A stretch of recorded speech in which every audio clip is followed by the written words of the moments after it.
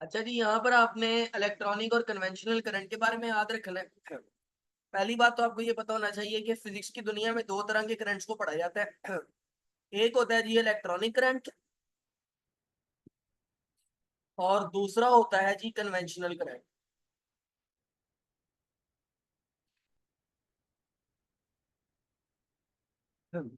ठीक है जी।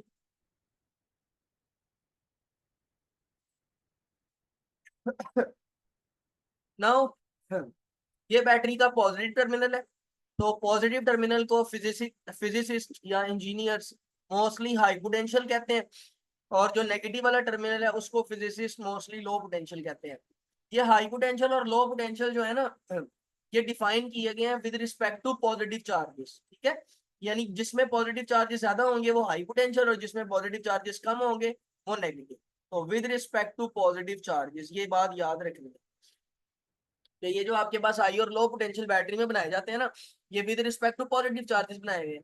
अब आपको पता है पॉजिटिव टर्मिनल में पॉजिटिव चार्जेस ज्यादा होंगे और नेगेटिव टर्मिनल में नेगेटिव पॉजिटिव चार्जेस कम होंगे। तो जहाँ पॉजिटिव चार्जेस ज्यादा वो हाई पोटेंशियल, जहाँ पॉजिटिव चार्जेस कम वो नेगेटिव पोटेंशियल या लो पोटेंशियल। अब चीजें हमेशा हाई पोटेंशियल से लो पोटेंशियल की तरफ जाती हैं। तो यहाँ से करंट हाई पोटेंशियल से निकलेगा और घूमकर कहाँ आएगा जी, लो पोटेंशियल पर। तो यहाँ से आपके जो पॉजिटिव चार्जेस हैं वो लो पोटेंशियल से कहाँ आएंगे, हाई पोटेंशियल। तो ये आपके पास असल में डायरेक्शन है कन्वेंशनल करंट की। ठीक है जी। तो this is the direction of conventional current. Conventional current positive terminal से निकलता है और नेगेटिव टर्मिनल पर आता है। बस इसमें आपने याद रखना है कि it is actually due to the flow of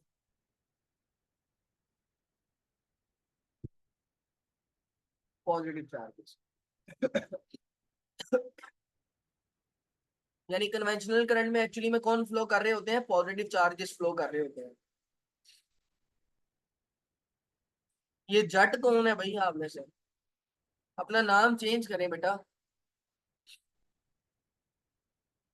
असली नाम से ज्वाइन करें। कौन है आप?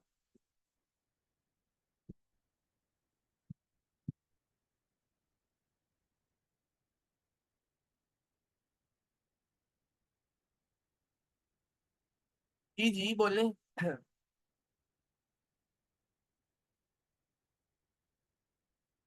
भाई अपना सही नाम रखो ना, ये क्या तुम रख के आ गए हो अपना नाम? खैर जो तुम इधर ही रहो, मैं कर देता हूँ तुम्हारा नाम ठीक। खैर जो मैं कर देता हूँ, तुम ना करना कुछ।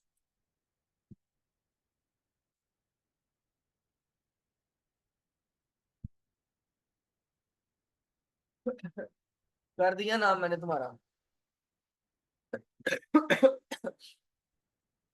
अच्छा जी, बहरहाल तो जो आपका कन्वेंशनल करंट है that is due to the flow of positive charges. Okay हो गया जी। जो आपका कन्वेंशनल करंट है वो पॉजिटिव चार्जेस के फ्लो की वजह से होता है। स्क्रीनशॉट लें इसका, शाबाश। 1 2 3 ओके बाय। अब आपने याद रखना है कि जो असली करंट होता है ना, that is due to the negative charges, और उस करंट का नाम हमने रखा हुआ है इलेक्ट्रॉनिक करंट। तो इलेक्ट्रॉनिक करंट जो है वो नेगेटिव चार्जेस की वजह से होता है। तो वो नेगेटिव टर्मिनल से निकलेगा और पॉजिटिव टर्मिनल में जाएगा। ठीक है जी, उल्टा चलेगा बिल्कुल। तो ये आपके पास जो इलेक्ट्रॉनिक करंट है that is actually due to electrons, या फिर आप कह लें जी नेगेटिव चार्जेस। ये बात आपने याद रखनी है बस इनके बारे में। बाकी सारी बातें आपको पता है, पढ़ लीजिएगा। ठीक हो गया जी, चले। स्क्रीनशॉट लेना है तो ले लें। 1 2 3 ओके बाय। आगे देखें जी। ये कन्वेंशनल और इलेक्ट्रॉनिक करंट में फर्क।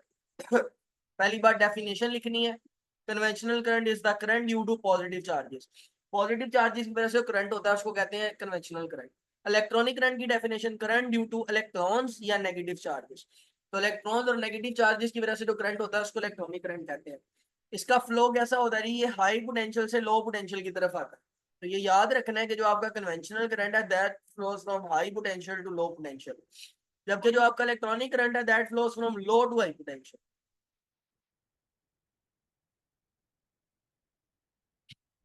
फिर डायरेक्शन क्या है जी, it flows along the direction of field. ये उसी डायरेक्शन में जाता है जिस डायरेक्शन में इलेक्ट्रिक फील्ड होती है।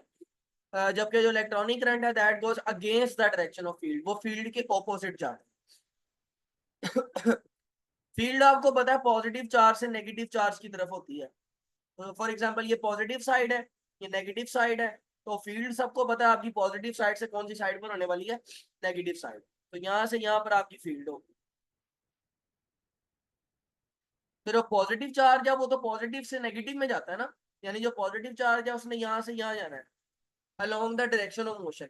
तो इसलिए यहाँ पर ये पॉजिटिव चार्ज के बारे में ये लिखा है along the direction of field. जबकि जो नेगेटिव चार्ज है उसने ऑपोजिट आना है, वो नेगेटिव से पॉजिटिव की तरफ जाता है, इसलिए यहाँ पर लिखा है अगेंस्ट द डायरेक्शन।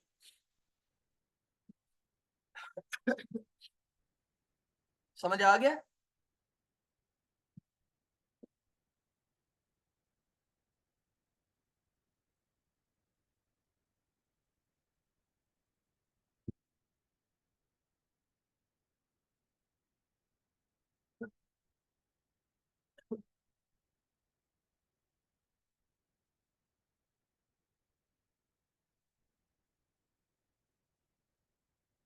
स्क्रीनशॉट ले लें इसका जल्दी से।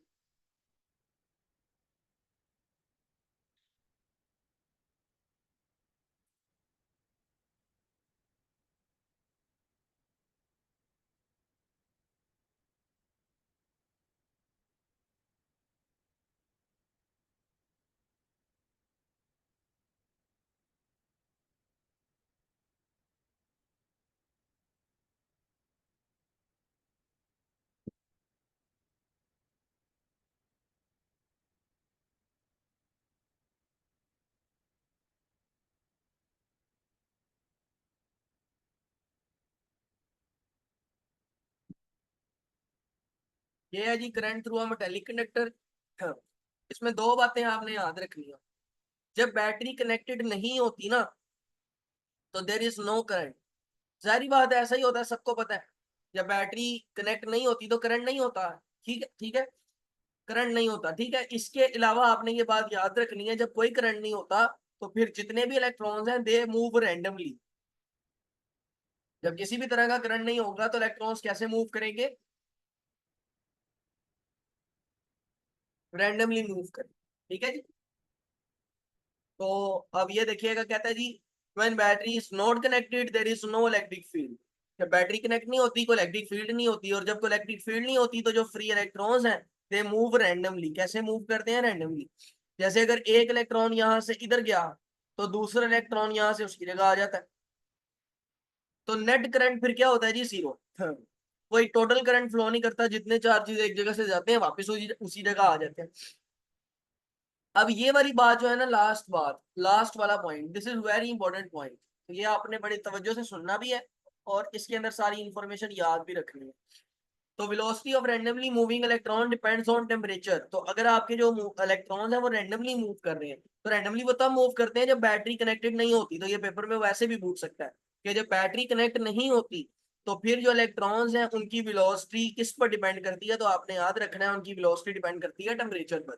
और वेलोसिटी टेम्परेचर के डायरेक्टली प्रोपोर्शनल होती है, यानी जितना ज्यादा टेम्परेचर उतनी ज्यादा स्पीड। ये एमसीक्यू है, ध्यान से समझ लें। At room temperature, velocity of electron is few hundred kilometer per second.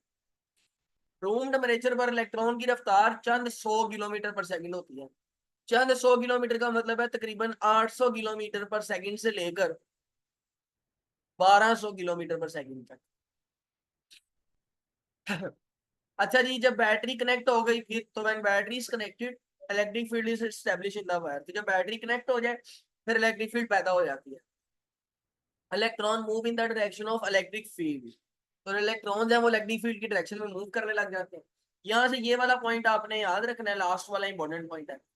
Retarding force experienced by electron does not produce acceleration, so they acquire an average velocity of order of 10 की power minus 3 known as the drift velocity। तो ये सारी drift velocity है, क्या होती है मैं अगली स्लाइड में समझाता हूँ। स्क्रीनशॉट ले लें इसका, अगर लेना तो 1 2 3 ओके बाय। नाउ देखें जी, जब ये इलेक्ट्रॉन्स आपके पास एक डायरेक्शन में मूव करने लग जाते हैं तो ये इलेक्ट्रॉन्स देखें एटम से बार बार टकराते हैं। ये नीचे आपको एनिमेशन जल्दी भी नजर आ रही होगी। तो ये इलेक्ट्रॉन बार बार एटम से टकराते हैं। तो जब ये इलेक्ट्रॉन एटम से टकराते हैं, यानी ये फॉर एग्जांपल एक इलेक्ट्रॉन है और ये इलेक्ट्रॉन आकर टकराता है फॉर एग्जांपल किसी एटम से, तो ये एक इलेक्ट्रॉन है जो आकर टकराया है किसी एटम से। तो जाहिर बात है कि ये एटम से जब टकराएगा तो एटम इसको रोकने की कोशिश करेगा, जिसका मतलब है सारे इलेक्ट्रॉनों पर क्या लगती है जी, रिटार्डिंग फोर्स। रिटार्डिंग का मतलब होता है रोकने वाली फोर्स, जिससे उनकी रफ्तार यानी स्पीड कम हो जाती है। और स्पीड कम होने से सारे इलेक्ट्रॉन की जब स्पीड कम होती है तो सबकी स्पीड एक एवरेज स्पीड बन जाती है। This average uniform velocity of electrons is called drift velocity. Value इसकी बड़ा इंपॉर्टेंट एमसीक्यू है, याद रखना।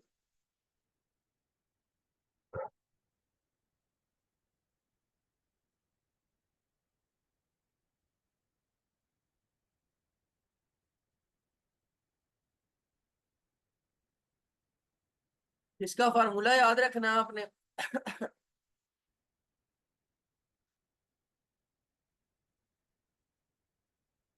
इसका फार्मूला याद रखना है आपने। ट्रिक है जी, ये आपकी आंख है आई, और ये लाहौर की वजीर आला मैडम अन्नी। अन्नी इसलिए कह रहा हूँ क्योंकि इसने लाहौर में कोई काम ही नहीं किया आज तक। तो आई अन्नी, ये आपके पास ड्रिप वेलोसिटी का फार्मूला है।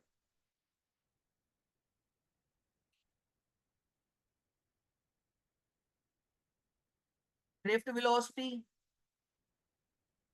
Is equal to current divide by area number of electron into charge. तो ये ड्रिफ्ट वेलोसिटी का फार्मूला याद रखना है। Drift velocity is equal to I अन्नी।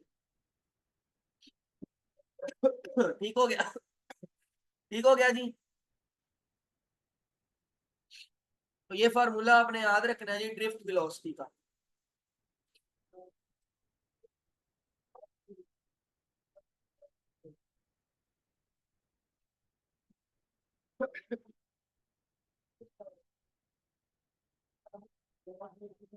यहाँ से थोड़ी सी इसमें चेंजिंग करा देता हूँ, थोड़ा एक्स्ट्रा इन्फॉर्मेशन बता देता हूँ।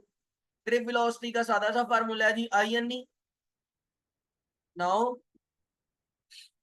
आपने याद रखना है कि जो करंट होता है उसका फार्मूला होता है वी ओवर आर। तो आप ये करंट की जगह लिखते हैं वी ओवर आर।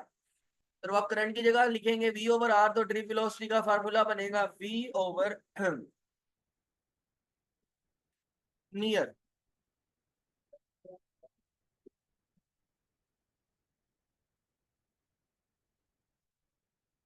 ठीक है जी। तो वी नियर, वेरी नियर, यहां से याद रख ले। ये जानबूझ के ऐसे बता रहा हूं ताकि ट्रिक याद रह जाए। वी यानी voltage divide by near, near, तो ये याद रखें। यहाँ से अगर आप गौर करें तो ये इक्वेशन आपको कोई खास बात बता रही है। वो ये कह रही है कि ड्रिप वेलोसिटी वोल्टेज के डायरेक्टली प्रोपोर्शनल होती है। यानी जितना ज्यादा वोल्टेज होगा ड्रिप वेलोसिटी उतनी क्या हो जाएगी, ज्यादा। और ये रेजिस्टेंस भी देख लें, तो यहाँ से ड्रिप वेलोसिटी जो है वो रेजिस्टेंस के इनवर्सली प्रोपोर्शनल है। यानी आपकी रेजिस्टेंस जितनी ज्यादा होगी इलेक्ट्रॉन्स की ड्रिप वेलोसिटी उतनी क्या हो जाएगी, कम। एक और मजेदार बात बता देता हूँ, जो रेजिस्टेंस है वो टेम्परेचर के डायरेक्टली प्रोपोर्शनल होता है। ऐसा ही है। तो ये चीज मैं इधर रेजिस्टर की जगह लिख सकता हूँ। और जब मैं ये चीज यहाँ लिखूंगा तो ड्रिप वेलोसिटी बनेगी जी 1 ओवर टेम्परेचर। तो जिसका मतलब है जब आप टेम्परेचर ज्यादा करेंगे तो तब ड्रिप वेलोसिटी क्या हो जाएगी, कम। ये तीनों रिलेशन एंट्री टेस्ट के रिलेशनशिप है। both of these yani triple of these are actually the relationships occurred in MDCAT and ECAT।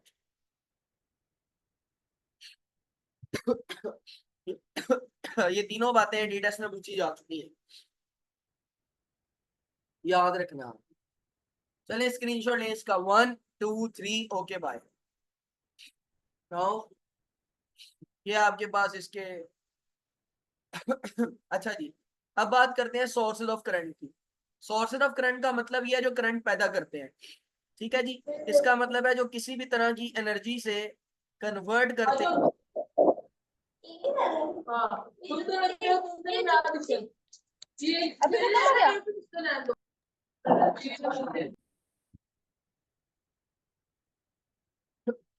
ये किसका माइक खुल गया?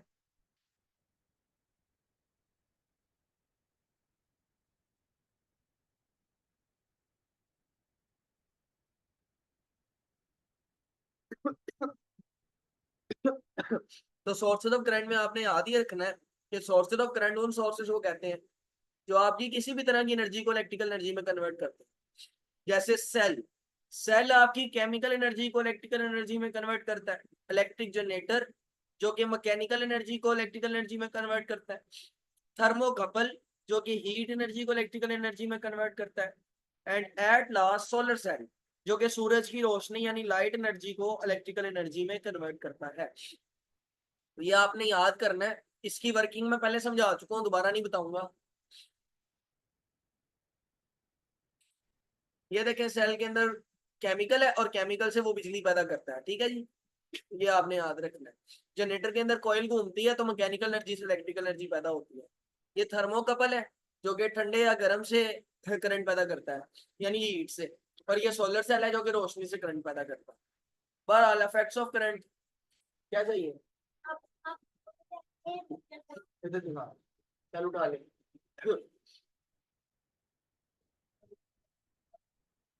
अच्छा जी। तो इफेक्ट्स ऑफ करंट, पहला करंट का इफेक्ट है हीटिंग इफेक्ट। जब किसी जगह से करंट गुजरे और वहां पर हीट पैदा हो जाए उसको बोलते हैं heating effect. As a current flow through the wire it increases the kinetic energy. जैसे जैसे करंट गुजरता है काइनेटिक एनर्जी बढ़ती है। It generate heats, kinetic energy बढ़ेगी तो क्या बढ़ेगी, हीट। क्योंकि आपने पढ़ा है temperature is directly proportional to average kinetic energy. याद है ना, मुझे लगता है याद नहीं होना, आप भूल गए होंगे सारे टप्पल। ये थर्मोडायनेमिक्स में पढ़ा था।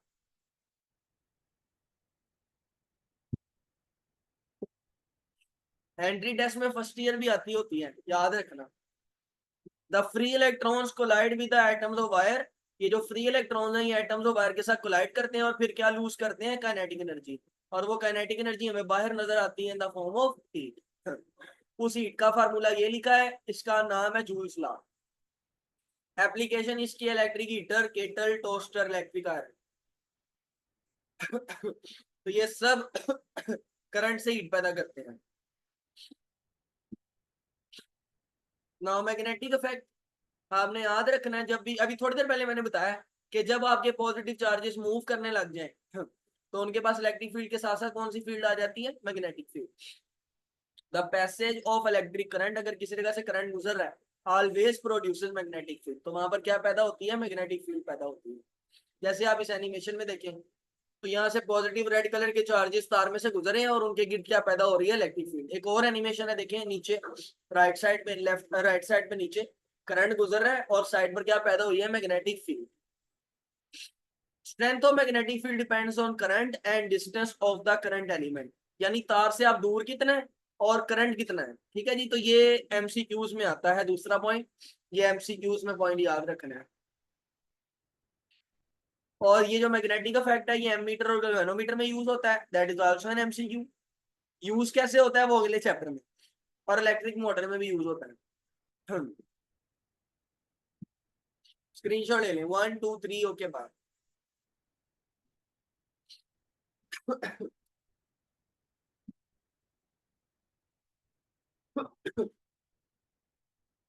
ये केमिकल इफेक्ट है। इसमें मैंने लहदा एक वीडियो बनाई थी, इसको रिवाइज करने की जरूरत नहीं है, मैंने बड़ी डिटेल में पढ़ाया था। लहदा एक वीडियो बनाई थी है मैंने, देख लीजिएगा मुझे, इसकी वीडियो अपलोडेड है। अच्छा जी, फिर ओहम्स लॉ पर आते हैं जी।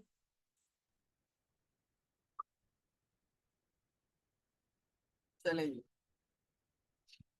तो ओहम्स लॉ क्या कहता है जी, ओहम्स लॉ ये कहता है जी कि जो वोल्टेज है वो करंट के डायरेक्टली प्रोपोर्शनल है। यानी जितना ज्यादा आप, ओहम्स लॉ ये कहता है आपको जी कि जो करंट है वो वोल्टेज के डायरेक्टली प्रोपोर्शनल है। यानी जितने ज्यादा वोल्टेज उतना ज्यादा करंट। प्रोपोर्शनलिटी का साइन हटाया तो कांस्टेंट आता है 1/r। ये बराबर है v के। 1/r इधर डिवाइड हो रहा है, दूसरी साइड पर ले जाके मल्टीप्लाई कर दो इधर से इधर। तो आपके पास ये वाला फार्मूला कुछ ये शक्ल धार लेगा, v equals to I R. और ये आपके पास किसकी इक्वेशन है जी, ओहम्स लॉ। ये ट्रिक मैंने आपको बताई थी, वैसे एक दफा दोबारा देख लें। आप लोगों ने v equals to I R को ऐसे ट्रायंगल में लिख देना है। अब अगर आपको वोल्टेज का फार्मूला चाहिए तो इसको छुपा दो, जो रह गया वो फार्मूला है। तो वोल्टेज का फार्मूला क्या है, आई मल्टीप्लाई बाय आर। अगर मुझे करंट का फार्मूला चाहिए, इसको छुपा दो, तो वोल्टेज डिवाइड बाय आर ये। और अगर आपने रेजिस्टेंस का फार्मूला निकालना है तो इसको छुपा दो, वोल्टेज बाय करंट आपका फार्मूला। ओहम्स लॉ की लिमिटेशन अक्सर शॉर्ट क्वेश्चन में एमसीक्यू में आ जाती है। ये इसकी लिमिटेशन है। क्या लिमिटेशन है जी, ओहम्स लॉ में फिजिकल कंडीशन कांस्टेंट रहनी चाहिए। फिजिकल कंडीशन का मतलब क्या है जी, यहाँ पर फिजिकल कंडीशन का मतलब होता है टेम्परेचर एंड प्रेशर। तो टेम्परेचर और प्रेशर कांस्टेंट रहना चाहिए। अगर तार का टेम्परेचर और प्रेशर कांस्टेंट नहीं रह रहा तो फिर ओहम्स लॉ वेरीफाई नहीं होगा, ओहम्स लॉ उस तार के ऊपर नहीं लगेगा। तो ये लिमिटेशन बड़ी इंपॉर्टेंट चीज है MCQ as well as short question, याद रखनी है। चलें स्क्रीनशॉट लें इसका। 1 2 3 ओके बाय। दो तरह के डिवाइसेस होते हैं। एक होते हैं ओमिक और एक होते हैं नॉन ओमिक। ओमिक वो जो ओहम्स लॉ को फॉलो करते हैं या ओबे करते हैं, यानी ओमिक डिवाइसेस वो हैं दे ओबे ओहम्स लॉ। ओहम्स लॉ क्या कहता है जी, ओहम्स लॉ ये कहता है जी कि जो वोल्टेज है वो करंट के डायरेक्टली प्रोपोर्शनल है, और जो रेजिस्टेंस है वो क्या रहती है, कांस्टेंट। तो अगर कोई डिवाइस ये दोनों बातें मानता है, यानी उसकी रेजिस्टेंस भी कांस्टेंट रहे और उसमें वोल्टेज और करंट डायरेक्टली प्रोपोर्शनल रहे, तो वो कौन सा डिवाइस होता है, ओमिक डिवाइस। और उनका जो ग्राफ होता है वो कैसा आता है, लीनियर स्ट्रेट लाइन। जैसे यहाँ पर आप ग्राफ देखें तो ये ग्राफ कैसा आया, बिल्कुल लीनियर। जबकि अगर मैं नॉन ओमिक डिवाइसेस की बात करूं तो नॉन ओमिक कंडक्टर्स या नॉन ओमिक डिवाइसेस वो डिवाइसेस होते हैं that don't obey Ohm's law. वो ओहम्स लॉ की बात नहीं मानते।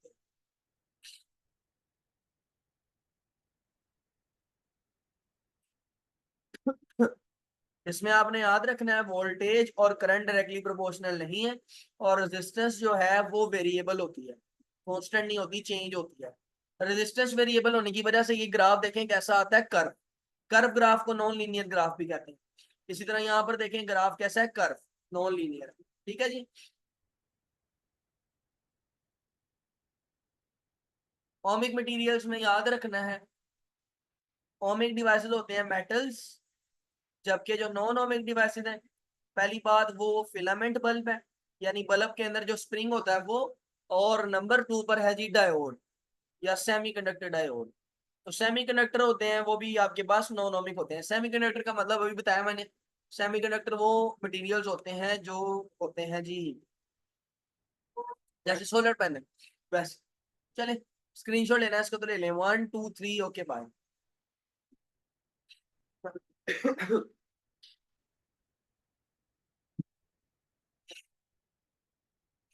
रेजिस्टेंस इंपॉर्टेंट शॉर्ट क्वेश्चन के तौर पर आ जाती होती है अक्सर।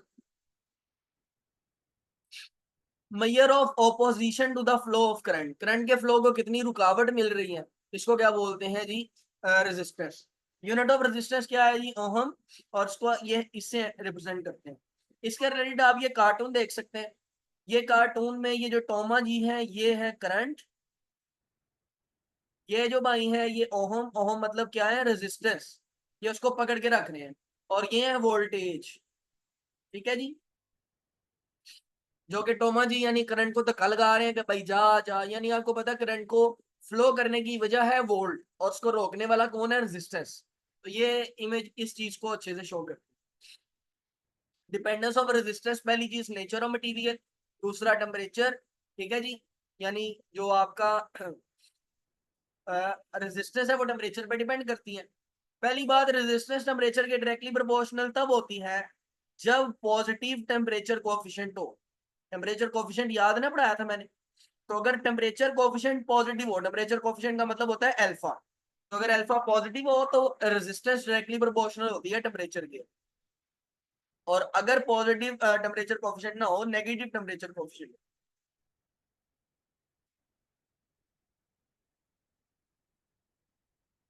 तो फिर जो रेजिस्टेंस है वो टेम्परेचर के इनवर्सली प्रोपोर्शनल। इसके अलावा रेजिस्टेंस डायमेंशंस पर डिपेंड करती है। डायमेंशंस का मतलब यहाँ पर है एरिया और लेंथ। ये बात याद रखिए, समझ आ गई।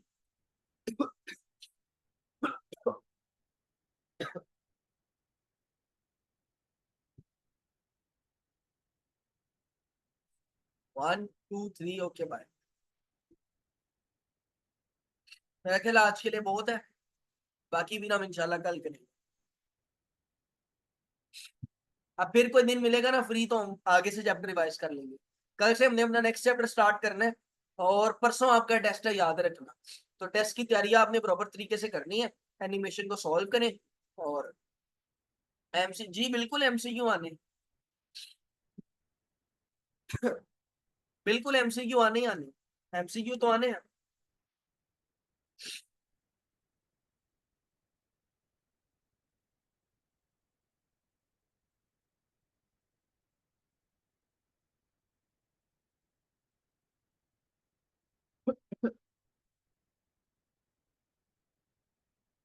हाँ सिर्फ असाइनमेंट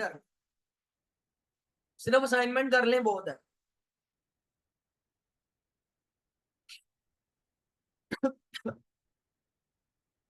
ओके बच्चों, अल्लाह हाफिज। करियर काउंसलिंग पे लेक्चर